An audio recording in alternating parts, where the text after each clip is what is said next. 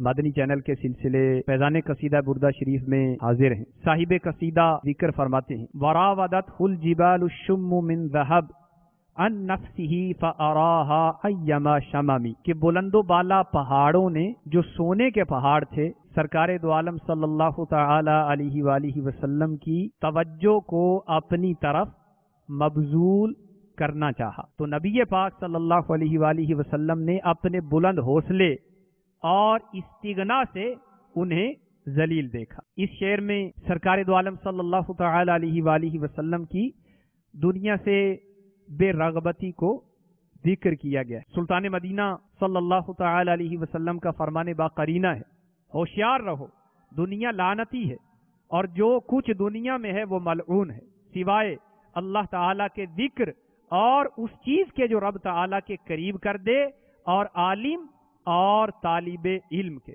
مالک کونین ہیں، وہ پاس کچھ رکھتے نہیں، دو جہاں کی نعمتیں ہیں ان کے خالی ہاتھ میں۔ هو الحبیب الذی ترجا شفاعته لکل حول من الاحوال مقتحم، ہر وہ بڑی مصیبت کہ جو انسانوں کے درمیان پھیلی ہوئی ہے، ہمارے آقا ایسے حبیب ہیں کہ یہ اس بڑی مصیبت تنگی کے وقت شفاعت کرنے والے ہیں۔ آپ صلی اللہ علیہ وسلم کا فرمان عالی شان ہے کہ میری شفاعت میری امت میں سے کبیرہ گناہ کرنے والوں کے لیے، نیکیاں بالکل نہیں ہیں نامۂ اعمال میں، کیجئے عطار کی آ کر شفاعت یا رسول۔